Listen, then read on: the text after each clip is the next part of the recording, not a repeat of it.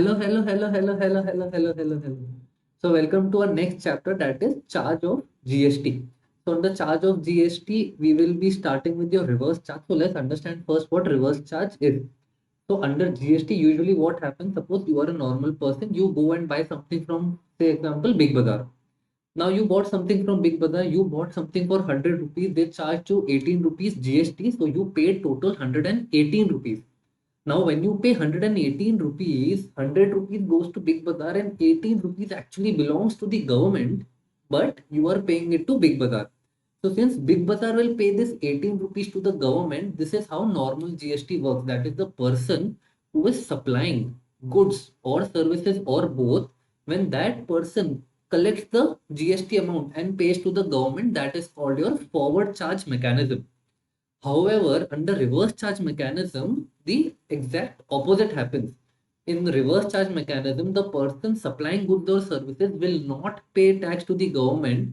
However, the person who is availing the goods, who is availing the services, that person will pay tax on behalf of this person to the government. So instead of paying 118 rupees, I will pay 100 rupees to this person and I will directly give 18 rupees to the government. So under reverse charge, the person who is paying, that is the recipient of goods and service, this person pays tax.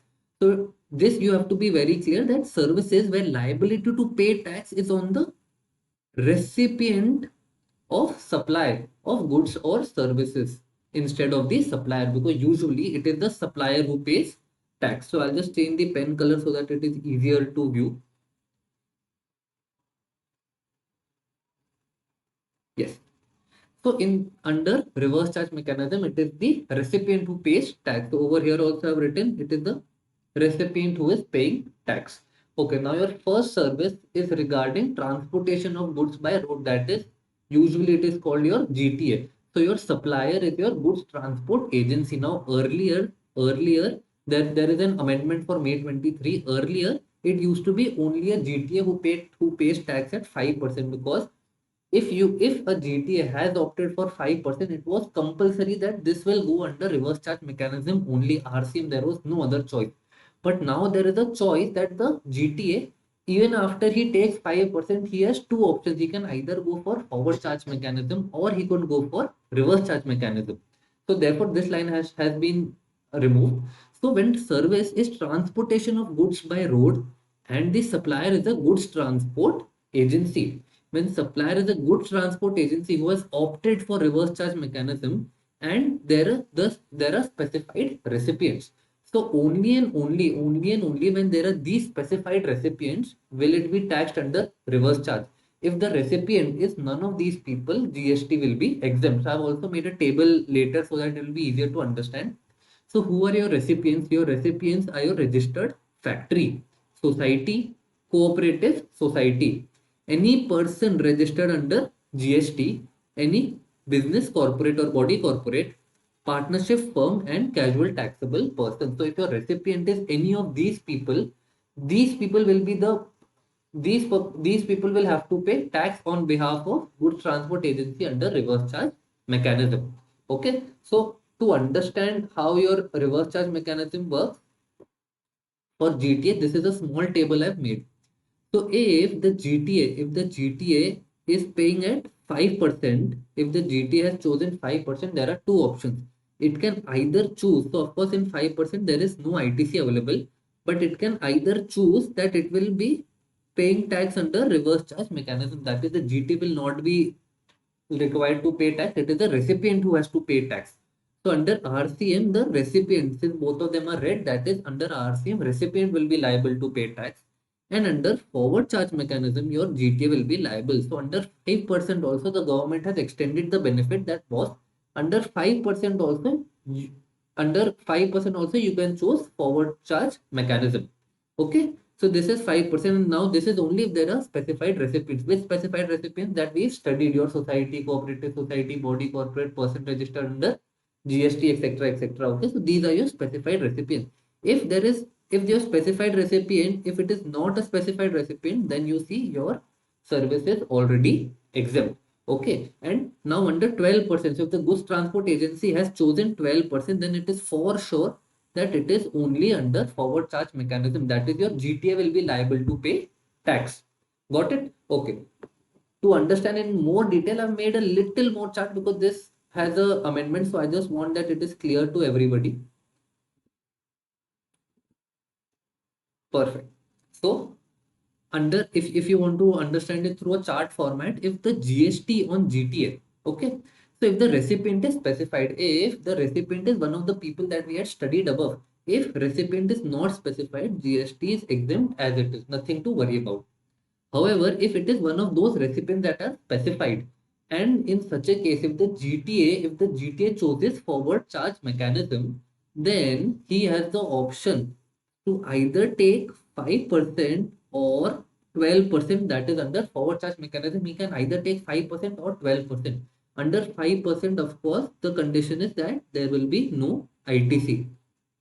Okay, and under 12%, of course, he will get ITC and forward charge mechanism. That means GTA itself will pay tax. However, if the GTA chooses RCM, of course, there is no ITC in this also, and the GTA need not register itself.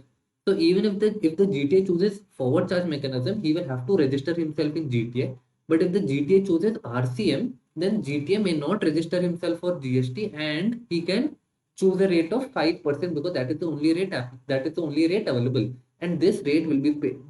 Will be paid by the recipient, that is your specified recipient. Okay, so I hope your GTA part is clear, and we'll move forward with the next points.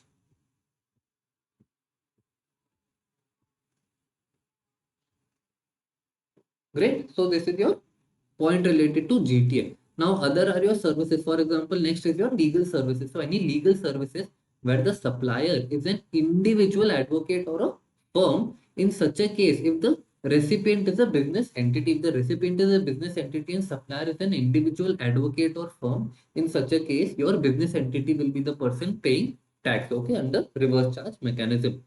Same is with arbitral tribunal. So under arbitral tribunal, if it provides service to any business entity, the business entity will be liable to pay tax. Any sponsorship service where the supplier is any person.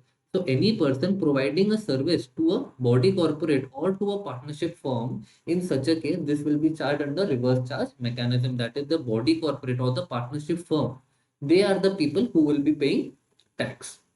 Next is your services by central government or state government, where the supplier is any central government or state government, either one of them, providing any service to any business entity.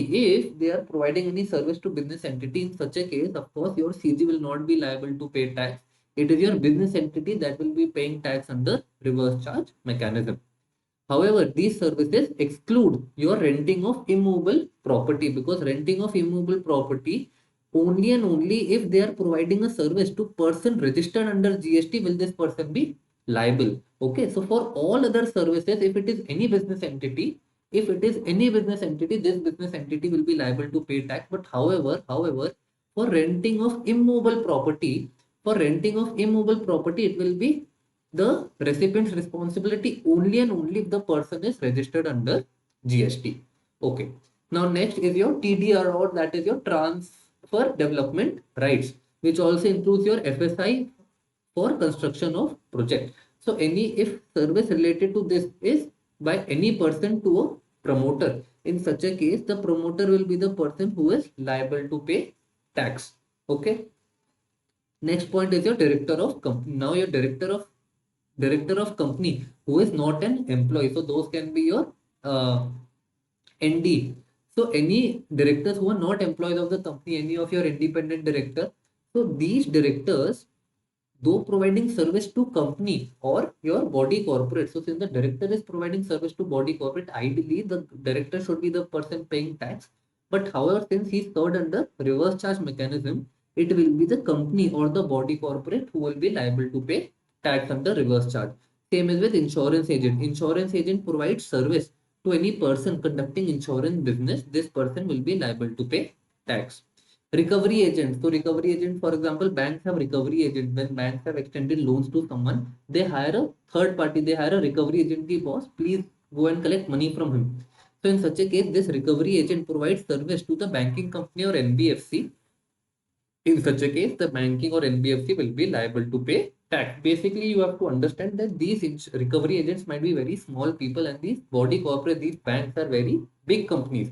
So therefore, the liability to pay tax we have kept on them, that boss, please you be responsible, I trust you more than these small people, so you are the one who is going to pay tax to the government under reverse charge mechanism.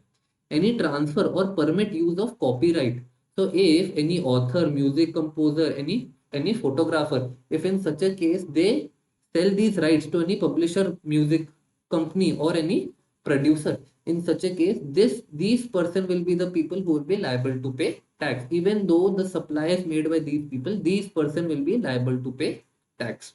Okay, any member of overseeing committee to RBI, so of course the person providing service is your member of overseeing committee to RBI, and they are providing service to RBI.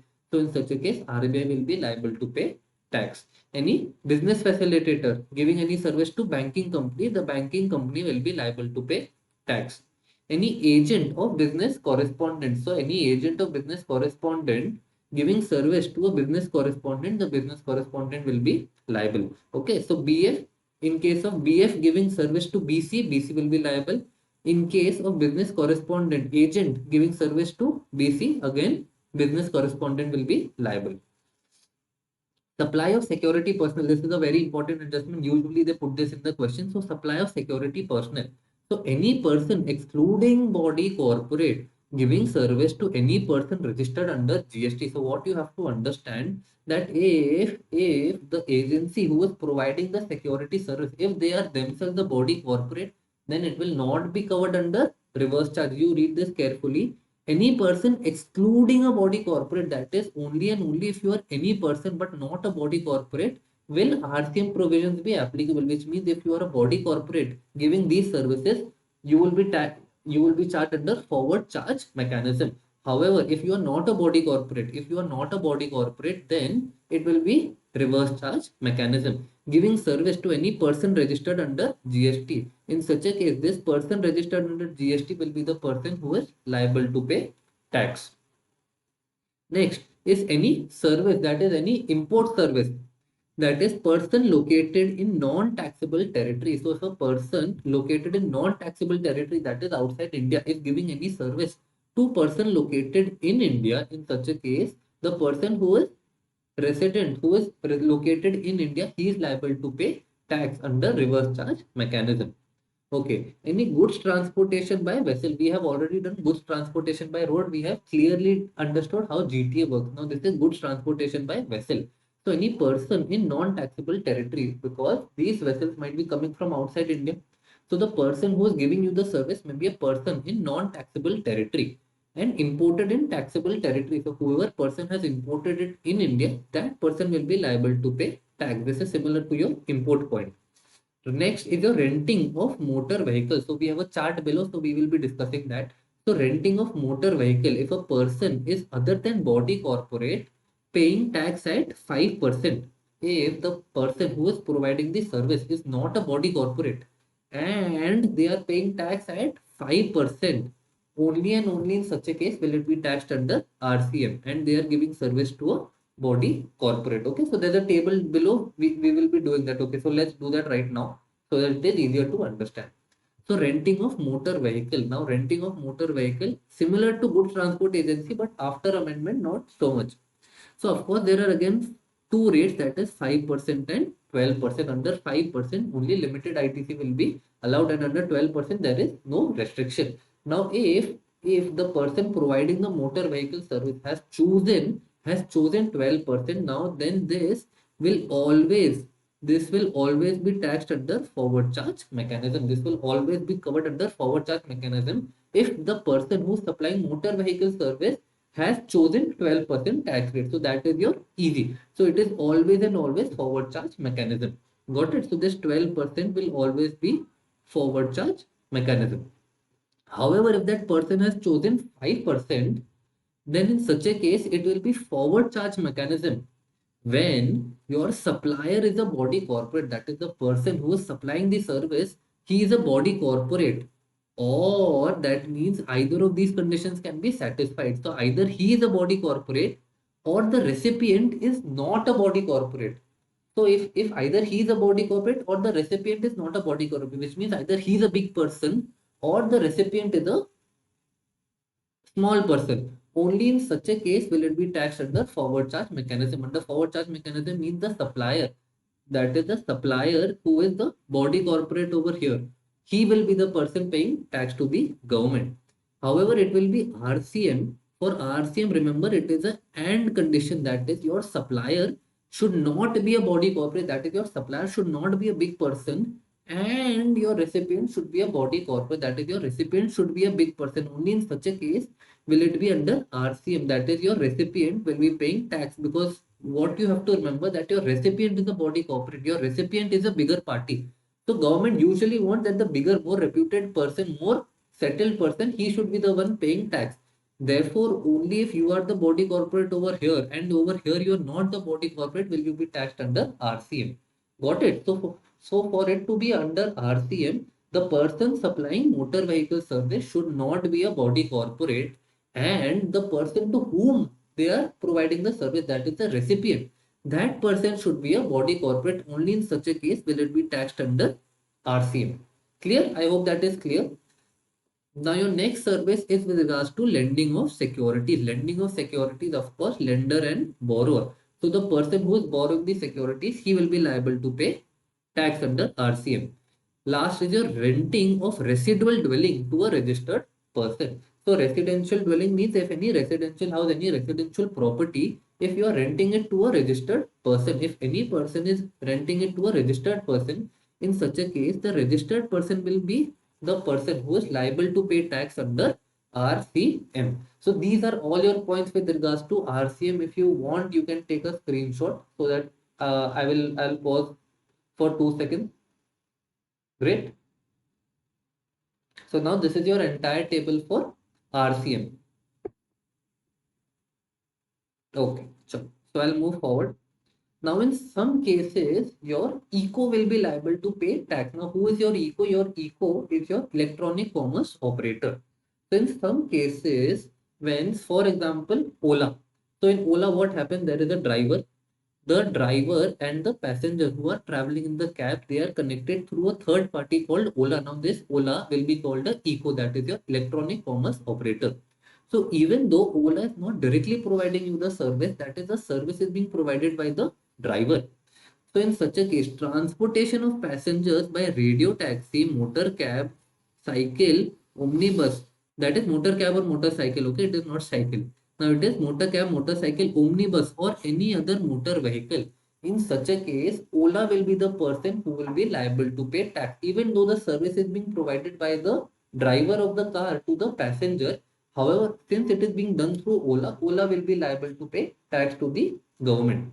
Okay, now there are more examples. Ola, this was Ola. Second is your urban club, that is services by way of housekeeping, such as plumbing, carpenting, etc. So you can book on your phone that boss, I need a housekeeping service. Now you can book this on Urban Club app. You can book through any of these aggregators app. So when you do this, when a person provides service to you through that app, in such a case, this person, that is your electronic commerce operator, will be the person who has to pay tax. Similar, when you are booking a room in OYO, that is any service relating to providing accommodation in hotels for residential purpose. It could be your OYO, it could be your GoIB, whoever books hotels, anything relating to accommodation. In such a case, they will be the person liable to pay tax. That is your electronic commerce operator. And supply of restaurant service other than service supplied by restaurant or eating joint. So in such a case, the eco will be liable to pay tax. Okay, so for example, your Swiggy or your Zomato. So eco will not be liable if service is provided by restaurant which is in a hotel with room rent greater than 7.5k per day. Now, what does this mean? If the hotel, if the restaurant is, for example, in the Taj Hotel, if in the Taj Hotel there is a small restaurant. Now, if in Taj the room rent is more than 7.5k per day. In such a case the restaurant will not be liable to pay tax. Got it? So eco will not be liable if service provided by restaurant which is in a hotel with room greater than 7.5k per day. Clear? I hope this is clear. So this is when we are done with your RCM.